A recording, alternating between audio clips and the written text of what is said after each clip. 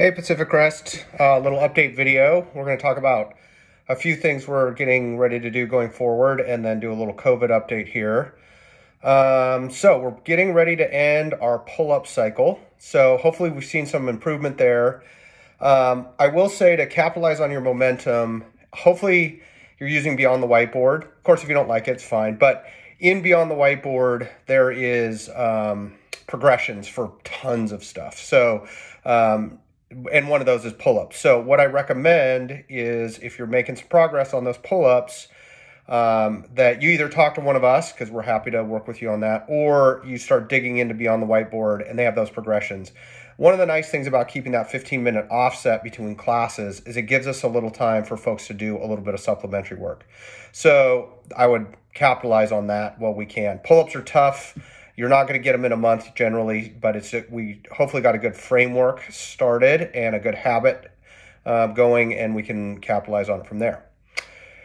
And as we transition out of pull-ups, we're going to be transitioning into snatch work. The snatch is the toughest lift we have. Gosh knows I could use tons of improvement on it.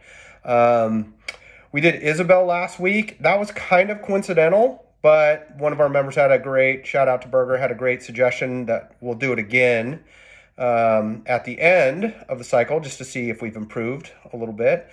So what that looks like is we're going to be working on something that will support the snatch 3 days a week. That doesn't mean you'll snatch every day or snatch 3 days a week, but there are supplementary work that you can do that helps.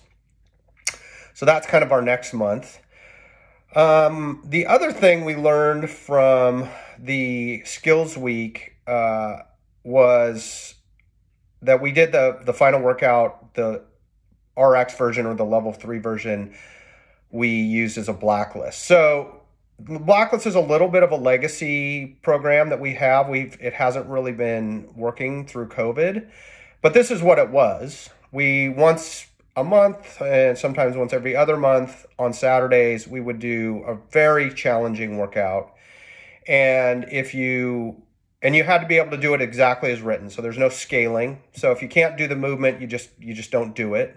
And once you got 5 of those done, you got one of these t-shirts, one of these blacklist t-shirts. And what we've decided to try going forward is once every 2 months, the Friday workout will be blacklist eligible, meaning the level 3 version will be a blacklist workout. So that way everyone's kind of seeing what they are. You can scale it with the level 1, level 2 versions. It just won't count towards the t-shirt, and it kind of gives you a goal or something to shoot for. They're really challenging. So, it shouldn't be an expectation that 6 months after starting CrossFit, you're doing the blacklist. They're long-term goal stuff. And most of us can't do every one of them the way they're written. So sometimes you can't do it.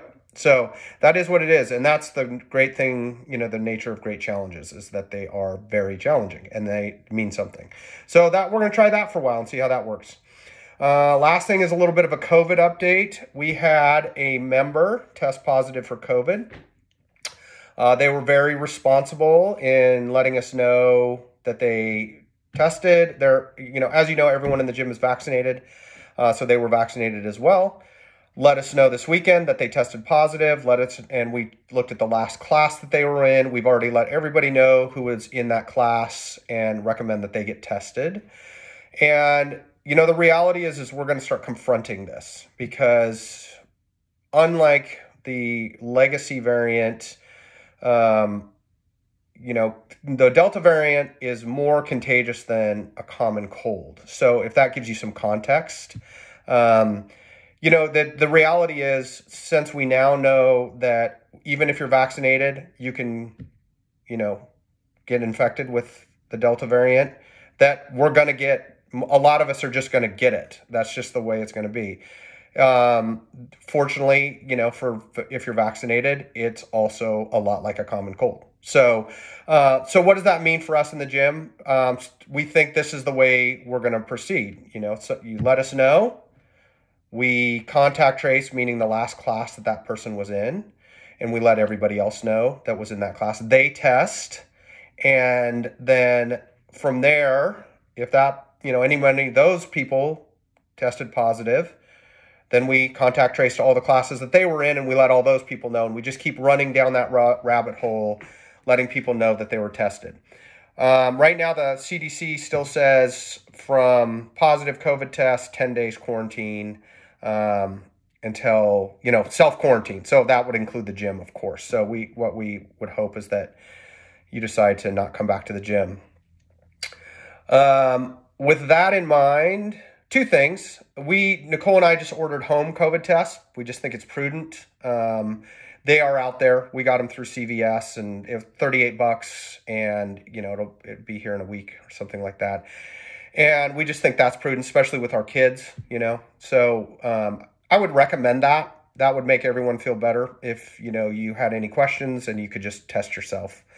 The only other thing we're really going to change is open gym. So I dropped a number of people to open gym to 1. But what that means is, you're welcome to still work out with your pod. If you're comfortable working out with somebody, that's fine. Just have one of your group sign up, and as many as you want to go as a group, you can go. But what that prevents is somebody who does not want to do open gym with people they don't know having to. So if they sign up for their slot, then they can be confident that they're going to be the only one in the gym. And so that's the change we're going to make right now. I don't want to go on too long about COVID because these are just my thoughts, which are as worthless as anybody else's thoughts. So, you got to take them for what they're worth. But it seems to me that we are transitioning from the mindset that we had this time last year, which is if we just take harsh enough measures, COVID will go away, to the fact that we are living with COVID now. And, there's two groups really. There's vaccinated and unvaccinated, and I can't worry about unvaccinated folks. So I'll just speak to vaccinated, and, our thoughts are on the gym that COVID's here. We have all the tools that we're going to get to deal with it at least in the near term, mainly vaccines and masks if you choose to wear one. And you just have to decide whether you want to go back in the bunker or if you want to do the best you can to mitigate what you can, and know that for you personally, the chances of it being more than a cold or a flu are probably really, really low. That does not, abdicate the ethical decision-making around affecting people that are unvaccinated. And everyone has to kind of make that choice for themselves, how they feel about that. So that's all I'll say, because it's really just my, opinion, and that doesn't matter for much. So that's where we're at. Thanks for listening to a long video, and we'll see you at the gym.